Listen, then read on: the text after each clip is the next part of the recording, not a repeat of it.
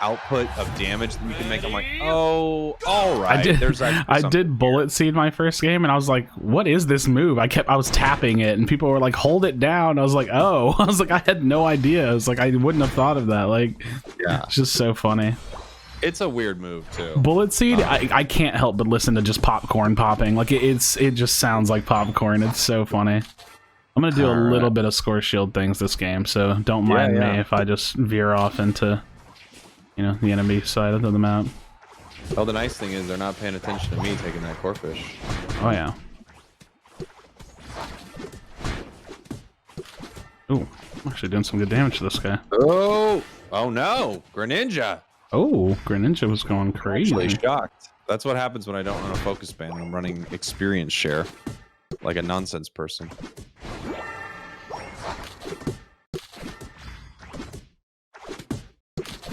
I'm smacking him up. Alright, I got that one, which just felt good. Oh, he can die here if we can get him. Oh, no, I knew I needed to back up, but I thought I had time. I should have ejected. I do like another thing. This is such a random little thing with Greedent. But if you're like, say you have like some of that dead time between like when camps are spawning, you can just stand still and use boosted autos to spawn more berries, which is nice. Yeah. Like if you really like need that extra little bit of healing or sustain, you can just kind of stand still and spam them. That's kind of nice. All right, let's get some score shield action in. Yeah. Are you stacking anything? Yeah, I've got an attack weight on this one. Nice. I think I'm up to 3 stacks. I think you're gonna eat me, buddy. Oh, jeez. This is crazy. Eating me hard. He thinks I'm delicious. It's so sad. This is the thing about experience share that I just can't do. Is our score bunny's level 4, and my experience share does. Yeah. And it's just so frustrating because it's seemingly a very good item. Yeah, it's just such a 5-stack item. Unfortunately, it feels like. Because I'm like, how is our score bunny even at this place in the match? It makes no sense to me. I'm not even taking a lot of neutral Pokemon. I'm kind of leaving it, but.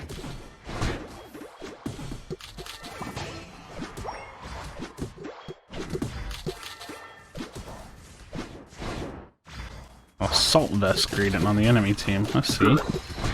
I see. What's everyone worried about? Assault vest. What are they? Venusaurs, maybe? Oh, we have an assault vest Cinderace. That's a unique build. Yeah, that's not really playing to the strengths, I'll say. Potentially not.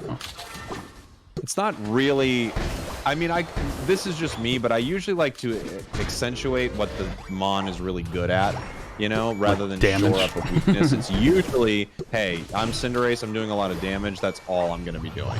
Yeah. Alright, let's blow this up. You just think, like, holding belches and having, like, double belches and belches to secure objectives, and the ult spam is like, there's so much potential here with belch for sure. It's wild. It does a lot of damage. See, I'm still deciding whether or not I like covet.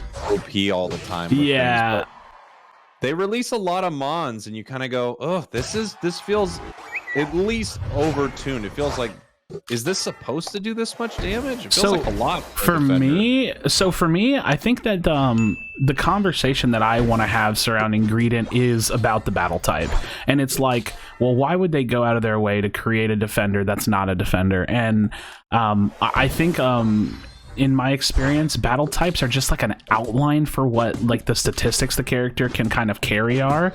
And so I think what they're trying to tell us is like, hey, this is a character that is a defender in statistical value, but not necessarily like application.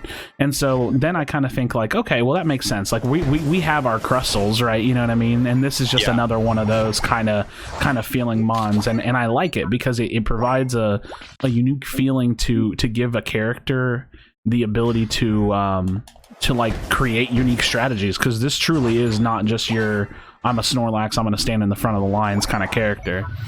No, not at all. I like that there's some freedom, or what seems to be some freedom to do some unique things with this character. You know, do you throw it in the jungle? Do you put it in the attacker role? You know, like, where do you use this thing? And that's what like people get to find out, as opposed to the game kind of just telling us what the deal is, which I think is unique. That's true. Yeah. That is very true. Oh, we have a Dreadnought coming up. And I have a Unite move. I've been thinking about trying to do a Belch build with Energy Amplifier too. Haven't done it yet, really.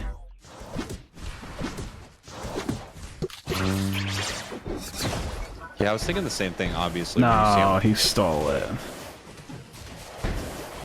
No. Darn, I tried to time my belches there. No such luck. What? Why?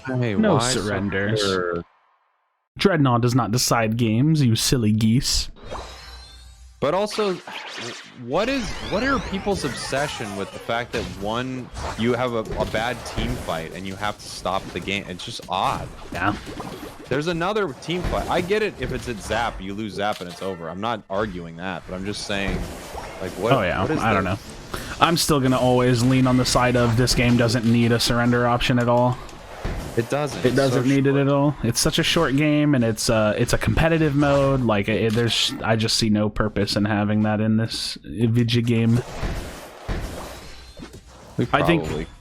Back. So usually whenever I give that opinion, people say like, well, what about after Zap? And it's like there's like a minute there that you're losing if you don't have a surrender. And I would argue that the amount of spam and toxicity and griefing that people do with the surrender voting is worth dealing with that extra minute or extra minute and a half. Agree. I think that for the health of the game, it would actually be better to just remove surrender. We'll see. I had the Rotom here. This would be a nice one to push in. Or have pushing, I guess. Yeah, I feel like the Rotom changes, if anything, it makes a much more profound difference in the end game. Because, like, if you can get that final Rotom pushing, it's like, okay, we have a lot to think about. How do we deal with this? Or how do we basically give them a free 100 score because of the fact that they took it?